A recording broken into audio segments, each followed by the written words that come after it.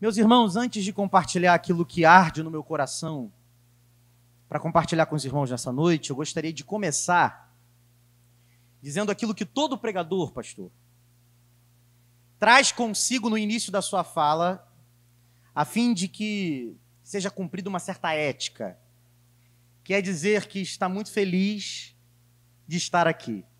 É ou não é? Né? Todo pregador que é convidado para pregar em algum lugar, seja qualquer tipo de evento, congresso, culto, começa dizendo que está feliz. Mas não é cumprimento de etiqueta não, pastor. A realidade do meu coração expressa, na verdade, a realidade da minha alegria. E a alegria que justifica a minha fala, e por ter começado dessa forma, se fundamenta em duas razões. Quantas razões? Duas. Duas razões motivam e fundamentam a minha alegria. A primeira delas, irmãos, é a certeza que nutro dentro de mim, que estar onde estou não é uma dádiva concedida a mim por conta das minhas virtudes. Sei que não merecia estar onde estou. Sei que não são minhas qualidades que me habilitam a estar aqui. Não há virtude em mim, seja ela de caráter ou seja de capacidade no que tange a oratória. Nada disso justifica a minha vinda aqui, nada disso. Mas se estou onde estou, só estou porque fui alvo de uma graça. E é essa graça que me permite viver aquilo que não mereço. Mas o mistério do culto é que não é só o pregador que não merecia estar onde está. Você também não merecia estar aqui. Você não merecia estar na presença de Deus. Não merecia cultuar e bendizer o seu santo nome. Mas se você está onde está, é porque a mesma graça que alcançou o pregador alcançou a sua vida. Porque o que te habilita a estar aqui, irmão, não é uma porta aberta de um templo. Porque, na verdade, o que te dá esse privilégio foi porque um dia o véu foi rasgado.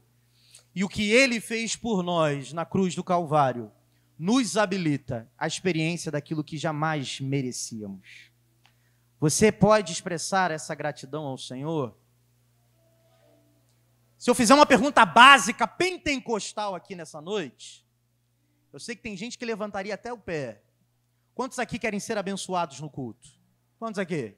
Se eu pudesse, até meu pé levantava. Mas a grande verdade é que não existe nada de mal em querer ser abençoado nesse lugar, até porque esse lugar é favorável para que você receba algo de Deus. E quem acredita nisso? Esse lugar é favorável. Na verdade, isso é uma das coisas que eu mais aprendi quando criança. Isabelle, quando eu era criança, eu observava muito as orações das pessoas que oravam para início de culto. E eu percebia que na congregação onde eu congregava, que era... Hoje é a igreja em Bela Vista, mas antes era a congregação em Bela Vista. E na congregação em Bela Vista, os irmãos oravam muito assim, pastor. Senhor, abençoa o culto dessa noite.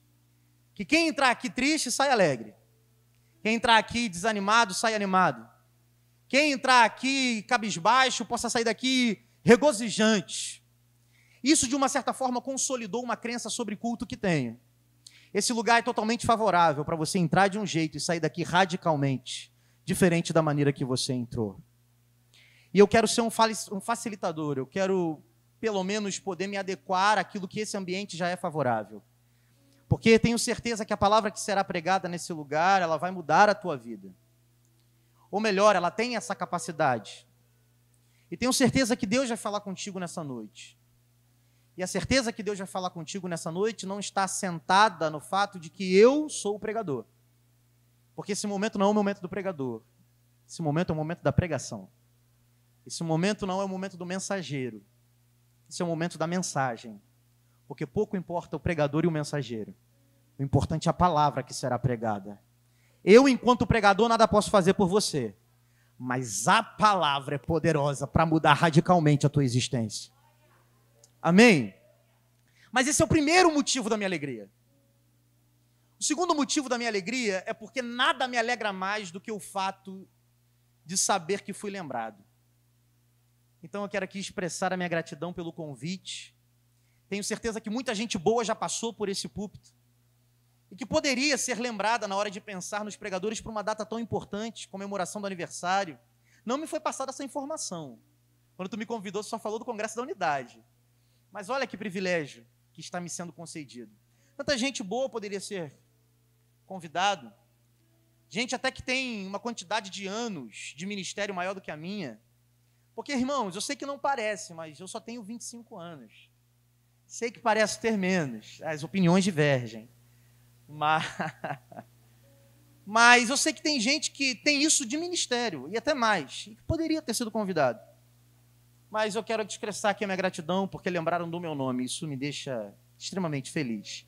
É uma igreja de muitos amigos, o pastor é amigo da minha família, né? A pastora, sua esposa, Isabelle, minha amiga de caminhada, Gabriel, meu amigo, não tem apenas uma amizade no que diz respeito a afetos positivos, mas também debatemos bastante às vezes, mas são amizades que eu sou muito grato a Deus por ter.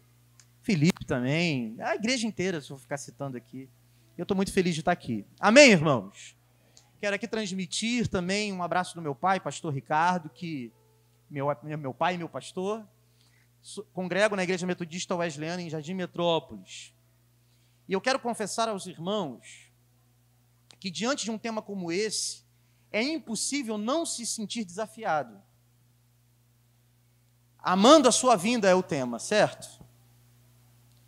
Irmãos, assim, se a gente fazer um diagnóstico da mentalidade daquilo que a gente pode chamar de igreja evangélica brasileira e até a nível mundial, principalmente em termos pentecostais, porque eu sou do manto. Eu sou do manto, eu gosto do mistério. Eu confesso, eu sou do mistério. Mas eu preciso fazer um diagnóstico, Felipe, sobre nossa mentalidade.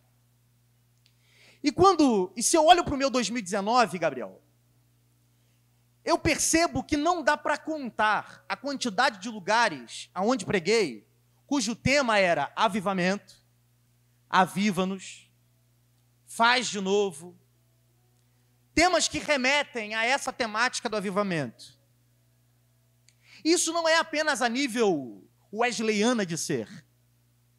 Isso aí é um retrato de uma necessidade ou de um clamor que manifesta muito bem aquilo que a igreja brasileira tem pedido em suas reuniões, em seus congressos, principalmente de tradições pentecostais. Isso a nível mundial, e o Descende está para provar isso, né? Muito se é clamado por avivamento e, de uma certa forma, isso é sintomático. Isso nos revela que está claro para nós que o avivamento é uma demanda que precisamos buscar. É senso comum dizer que precisamos de avivamento. Avivamento é uma realidade que a igreja já se despertou a respeito da necessidade. Só que tem um problema nessa busca. Porque, apesar de haver clareza sobre a necessidade do avivamento, há pouca clareza sobre que tipo de avivamento precisamos. Uma boa metáfora para entender esse processo é a metáfora do enfermo. Quem está enfermo reconhece a necessidade de um medicamento. Só que isso não é bastante, porque nem todo medicamento cura a enfermidade que me acomete. Mais importante, portanto, que conhecer a necessidade de um medicamento, é necessário o reconhecimento de que medicamento cura a minha enfermidade. Pedimos um avivamento sem ter clareza sobre que tipo de vida precisamos receber. E não temos clareza sobre que tipo de vida precisamos receber, porque também não temos clareza sobre que tipo de morte nos acometeu. Sobre que tipo de escassez nos acomete. Pedimos de forma indiscriminada vida, sem saber o que de fato essa vida é para nós. Olhamos para o passado e queremos que Deus faça de novo. Mas a grande verdade é que cada avivamento ao longo da história foi diferente. Supriu demandas diferentes. Produziu vidas diferentes. Supriu necessidades diferentes. Logo, se queremos ser avivados, precisamos nos questionar sobre que tipo de escassez nos acomete para que o nosso avivamento aconteça. E o que isso tem a ver com o tema, na verdade? É porque está claro diante de mim que o avivamento que precisamos é um avivamento que nos faça amar a vinda do Senhor. A escassez que nos acomete não é uma escassez de barulho, porque barulho tem bastante. A escassez que nos acomete não é uma escassez de demonstração de poder, porque poder tem bastante. O que nos falta não é demonstrações de calor, nem de devoção, porque tudo isso tem. Mas há uma clara escassez na nossa espiritualidade, aquela que diz respeito a um desejo ardente, que nos faça unir a voz com o Espírito e clamar: Maranata, ora vem, Senhor Jesus. Essa é a vida da qual precisamos. Há uma escassez de amor. Não pela igreja em si, não pelo evento em si, não por atividades em si, mas pela consumação, pela vinda do Senhor. E a maior prova dessa escassez é o próprio apóstolo João que vai testificar. Porque o indicativo de que existe escassez de amor quando o assunto é vinda de Jesus é a presença do medo na espiritualidade de muito crente. Porque se sentimos medo quando o assunto é vinda de Jesus, não há amor. O apóstolo João declara isso na sua primeira epístola, capítulo 4, versículo 18. Porque o verdadeiro amor lança fora todo medo. Logo, a presença do amor atesta a escassez de medo, mas a presença do medo denuncia que falta amor. Logo, se tememos, desaprendemos a amar, desaprendemos a desejar a vinda do eterno. E toda a preocupação que me acomete é: o que de fato é esse temor e esse medo? Precisamos fazer uma leitura do próprio sentimento. Fiz uma fusão, sente medo. Chipei. Porque o que de fato é medo? Medo sempre é resultado de uma interpretação. O medo não é um dado específico e característico de um objeto. Não existe objetos assombrosos em si. Um objeto é sempre assombroso para alguém.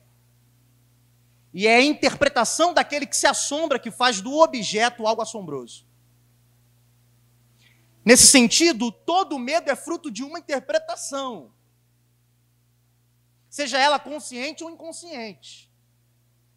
E uma das melhores formas da gente visualizar isso de maneira empírica é a gente pensar em experiência traumática. Eu não sei se alguém aqui já passou por um trauma, mas eu já. Vamos imaginar a seguinte situação. O cara, ele tinha como um dos maiores amores da sua vida o seu carro. Ele entrava naquele carro, ele sentia paz. Passava a tarde inteira limpando aquele carro. Certo dia, ele perde esse carro de uma forma violenta. Os irmãos entendem. Levam um carro desse cara. Ele passa por uma situação de quase morte, muita pressão psicológica. Depois de alguns meses, ele aparentemente está recuperado e conseguem achar o carro. Trazem o carro tão amado para ele de volta. Ele agora entra no carro, é o mesmo carro. Esse carro onde ele sentia paz, onde ele se sentia livre, onde ele desfilava nas ruas da cidade, agora ele entra. E o carro que gerava paz gera angústia. Ele começa a suar frio. Uma série de lembranças vem à sua mente. E aquele ambiente onde ele encontrava paz, agora é o seu lugar de tormento. O carro não mudou, mas a sua interpretação sobre o ambiente mudou.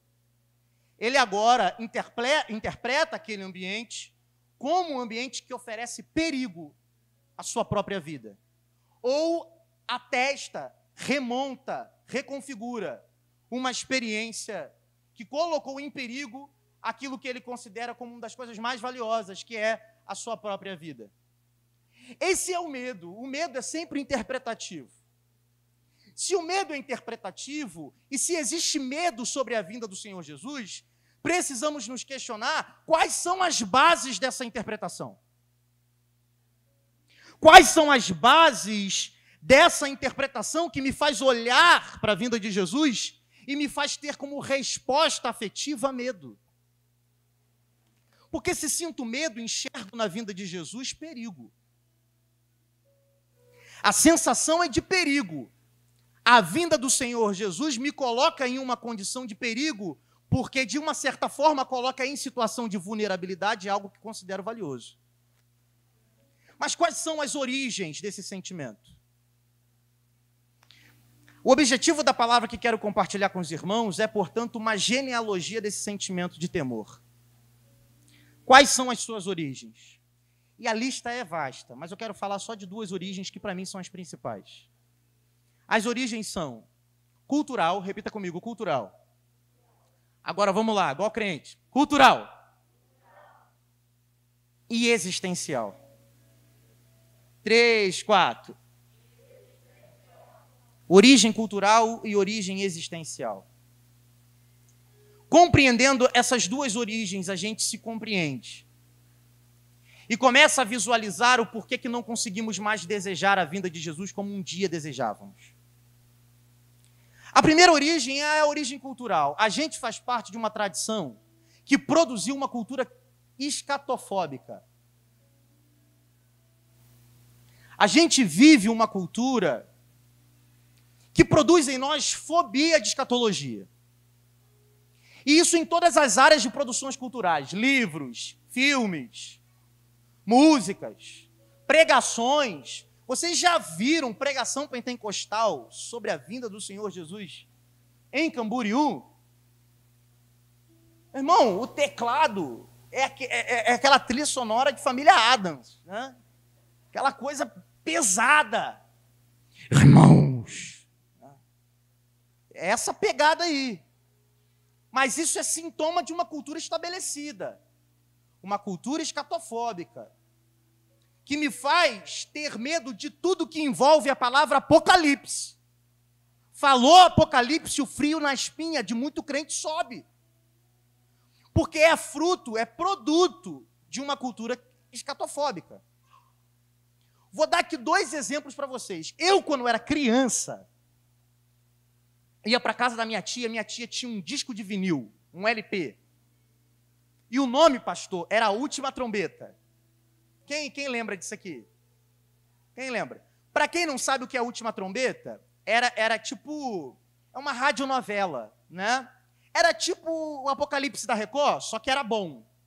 Então, não, eu estou brincando, quem gosta, tudo bem. Mas a minha tia colocava lá aquela Última Trombeta, e eu ficava ouvindo aquilo. A trilha sonora era assustadora, os diálogos eram assustadores, os efeitos sonoros, trovões, era tudo assustador. Quando ela colocava, no pé que eu entrei, eu saía. E isso promoveu sequelas na minha alma. Porque quando meu pai abria Apocalipse, eu já...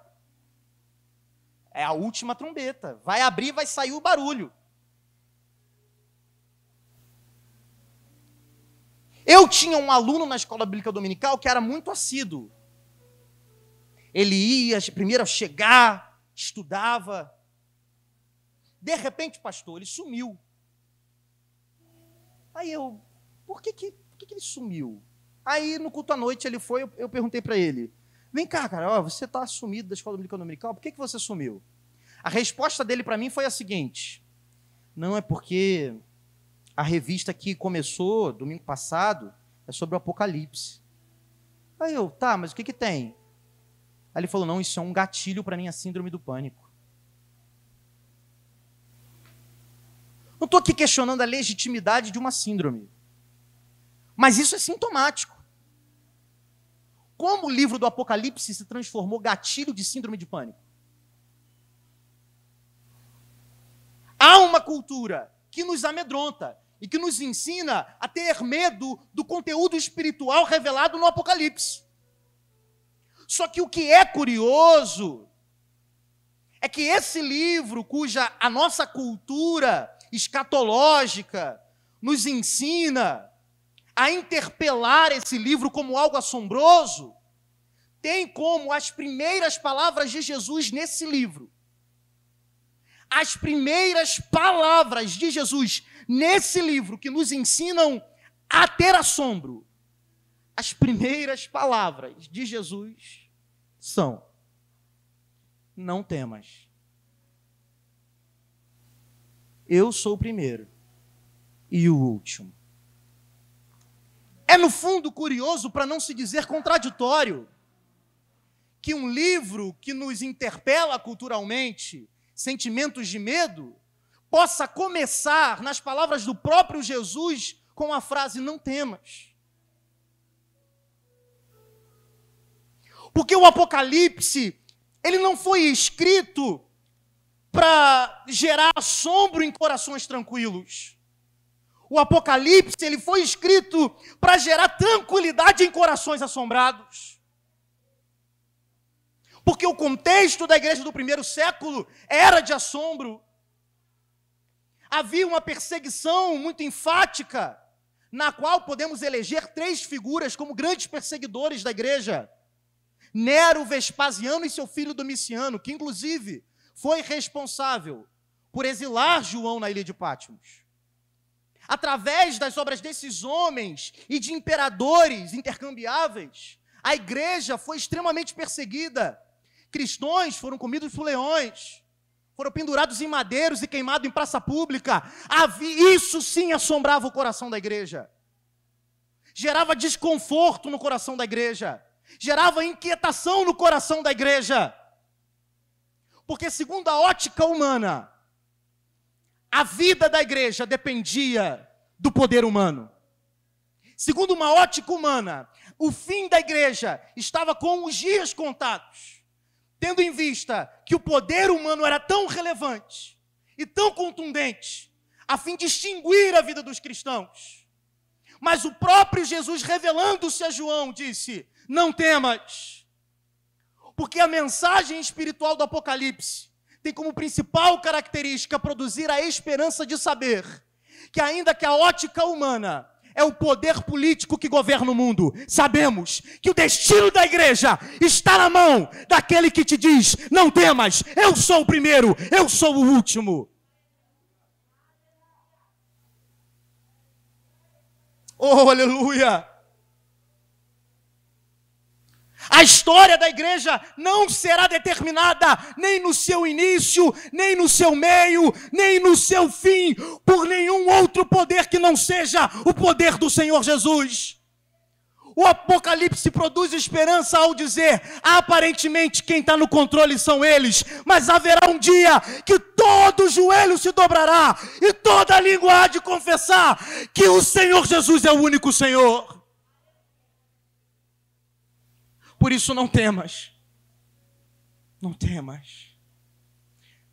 Viva isso hoje, se aproprie disso hoje. O teu destino não é determinado por nenhum outro poder, porque a última palavra sobre você continua sendo dele. Não sei que tipo de diagnósticos te alcançaram, não sei que tipo de más notícias te alcançam, não sei quais tipos de pressões te acometem, mas uma coisa eu sei: o domínio da tua vida continua na mão daquele que te diz hoje: não temas, eu sou o primeiro, eu sou o último, eu sou responsável pelo início da sua história, e eu sou responsável também pelo fim, então não temas. A palavra final continua sendo minha. Mas a despeito dessa origem cultural, existe uma origem que é muito mais radical, muito mais profunda, e que fundamenta esse nosso medo, que é, na verdade, uma origem existencial, a nossa relação com a nossa própria existência. Há um tipo de relação, Isabelle, com a nossa existência que fundamenta o medo que nós temos. E essa relação é caracterizada pelo apego que temos à temporalidade. O apego que temos ao modo de existência do tempo presente. olhamos para a vida que conhecemos, olhamos para a existência, planejamos, desejamos, cobiçamos e nos apegamos àquilo que possuímos, desejamos, planejamos. Há um apego existencial pela visão e pelo olhar e pela percepção de que aqui e agora é possível ser pleno. E é inimaginável pensar em plenitude que não seja possuindo o que eu quero, planejando e conquistando o que planejei, e alcançando os objetivos que tracei para mim. Esse apego ao tempo é, na verdade, a grande base do medo que temos. É essa nossa entorpecência pelaquilo que é finito, pelaquilo que a traça pode corroer, pelaquilo que o ladrão pode roubar. Esse nosso apego produz em nós medo, porque a vinda do Senhor Jesus traz eternidade ao tempo, traz infinitude ao finito. E talvez alguém diga, Miqueias, então a gente tem que abandonar o tempo e viver para a eternidade? Não, não é isso. Porque o apóstolo Paulo deixa claro na sua primeira epístola aos Coríntios, no capítulo de número 15, de que esperar do Senhor Jesus somente nessa vida faz de nós os mais miseráveis dos homens. Mas repare na sutileza do texto. Paulo não está dizendo que nós não devemos esperar nessa vida. Paulo diz que o miserável é aquele que só espera nessa vida. Porque faz parte esperar do Senhor Jesus nessa vida. Mas miserável é aquele que só espera nessa vida. De uma maneira muito clara, um filósofo dinamarquês chamado Søren Kierkegaard tem uma definição sobre o ser humano que é esclarecedora sobre aquilo que Paulo está ensinando. Na sua obra Desespero Humano, ele diz sobre os seres humanos: todo homem é uma síntese, é uma junção de tempo com eternidade. E a sua saúde depende disso, tempo e eternidade. A doença radical do homem acontece quando ele quer viver a eternidade abandonando o tempo, porque isso produz alienação. Mas também, a mesma doença é produzida quando, em nome da experiência do tempo, ele abandona toda a eternidade. Há, portanto, uma espiritualidade que é construída nesse apego pelo tempo, pelo apego às coisas que eu conquistei, o apego àquilo que é finito. E há dentro de nós a construção dessa idolatria, que nos faz olhar para o finito e dizer: é aqui que a vida acontece, é aqui que a vida tem sentido. Mas isso, na verdade, é a cegueira para a realidade que Jesus manifestou para o seu próprio tentador no deserto. Porque nem só de pão vive o homem, mas de toda palavra que procede da boca de Deus. A grande verdade é que isso produz em nós essa relação com Deus, que enxerga Deus como apenas um meio para que eu continue obtendo finitude. Quando eu sou apegado ao que é finito, ao que é temporal, o eterno sempre estará a serviço da finitude.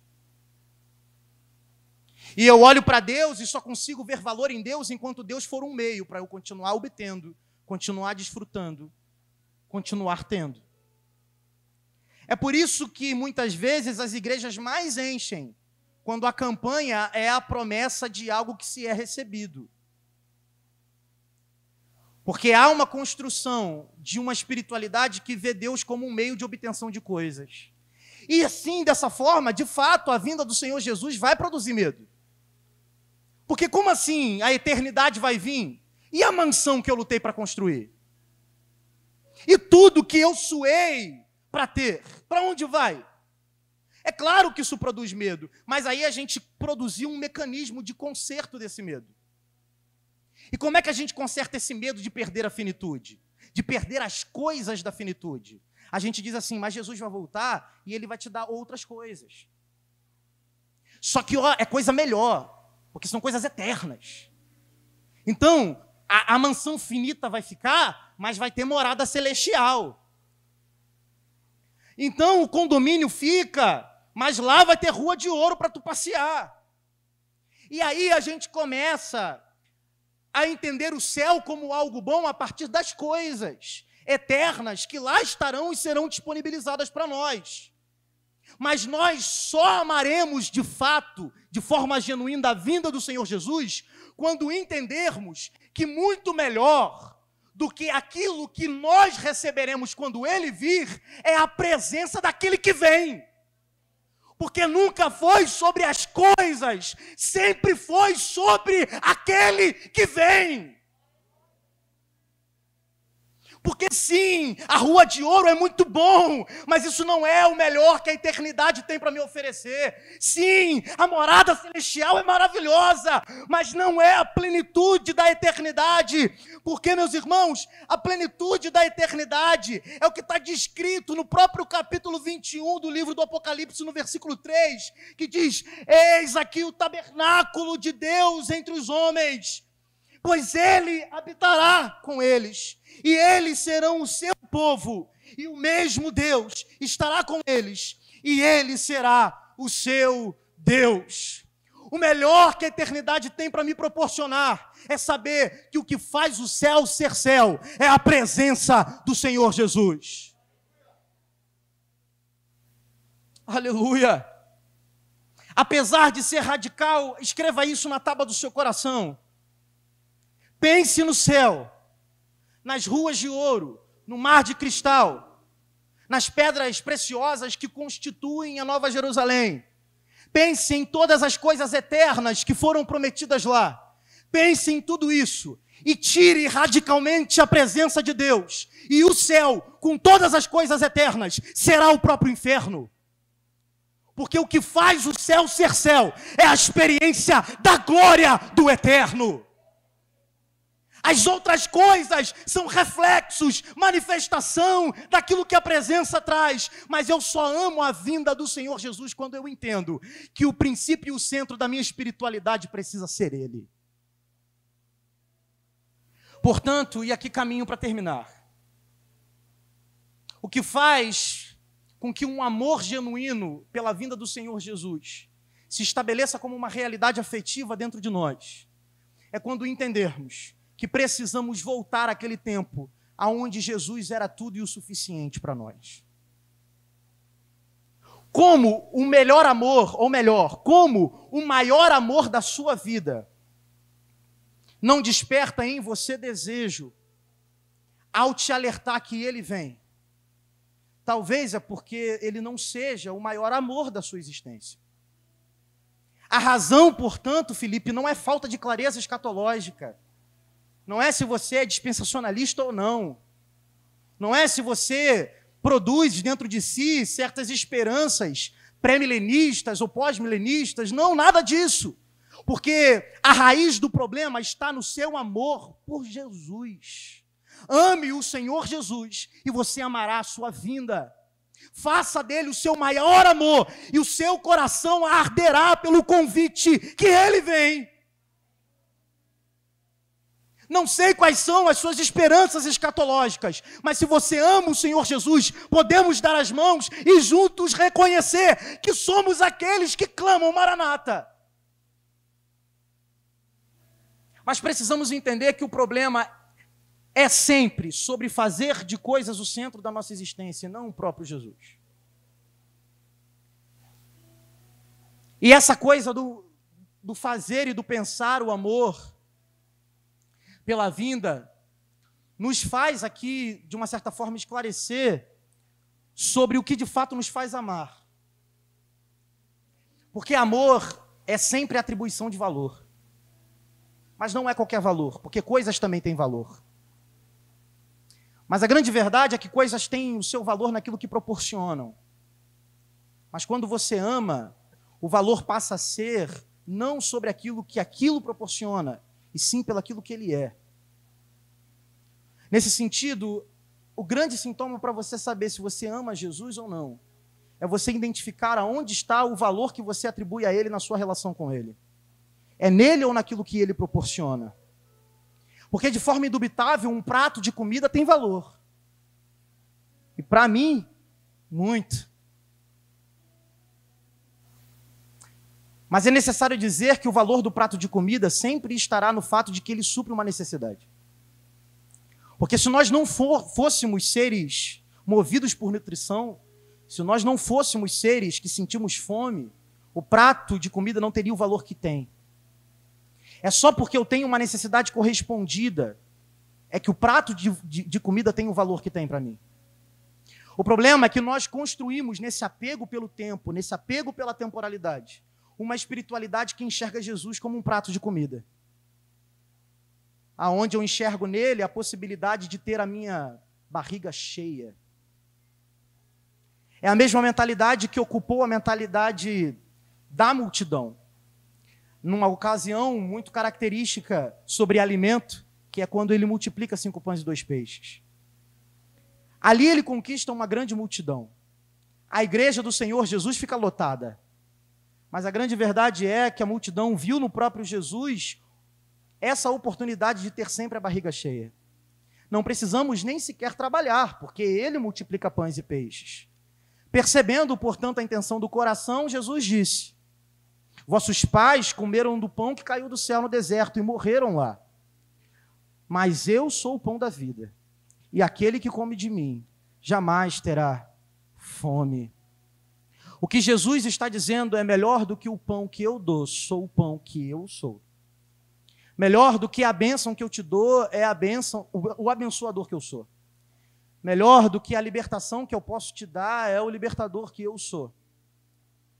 A grande questão e a grande receita para discernir o amor e a intensidade do amor que você tem por Jesus é saber se ele é o centro da sua existência.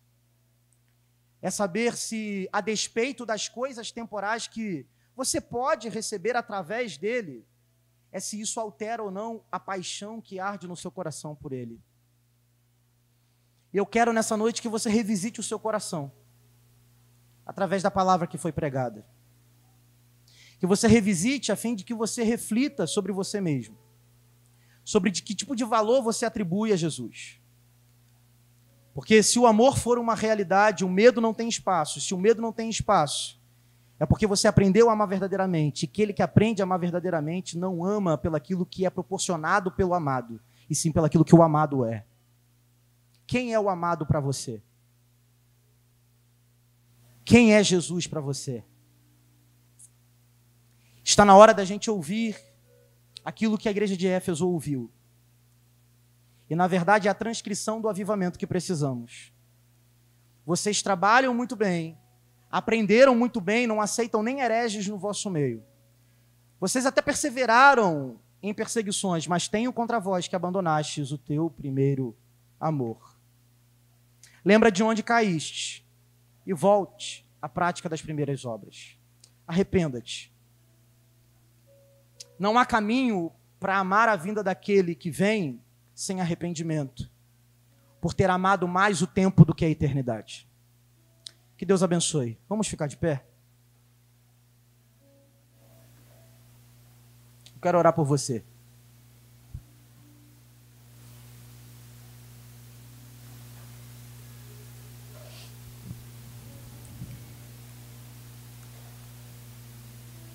A declaração a respeito da não necessidade de temor foi sucedida pela declaração de Jesus: eu sou o primeiro e eu sou o último. Jesus, sendo o primeiro, fez tudo existir na sua característica existencial de logos. Trouxe ordem a todas as coisas, eliminando o vazio e a deformidade de todas as coisas. Mas o pecado entrou, e quando o pecado entrou, a ordem estabelecida foi deformada. E a vida que nós vivemos aqui é uma vida vazia e deformada. Mas o mesmo Logos que organizou tudo no início, disse: eu sou o primeiro, mas também sou o último.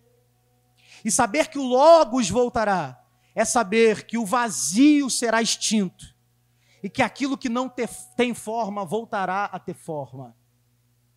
Eu não sei quais são os vazios que te amedrontam, eu não sei quais são os vazios que enchem o seu coração de medo.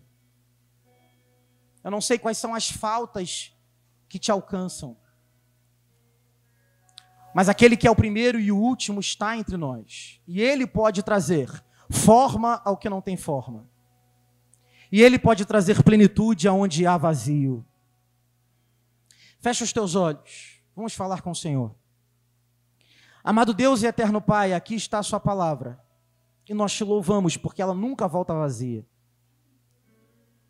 Te louvamos, Senhor, porque percebemos a necessidade de amar mais a eternidade do que aquilo que nós nos apegamos em termos daquilo que conquistamos nesse tempo. Nos faça, Senhor, te amar mais que os nossos deleites finitos. Nos faça te amar mais do que as coisas que podemos obter aqui. Porque só quando o Senhor for o centro da nossa espiritualidade, a sua vinda será alvo do nosso amor. Nos faça, Senhor, viver esse avivamento.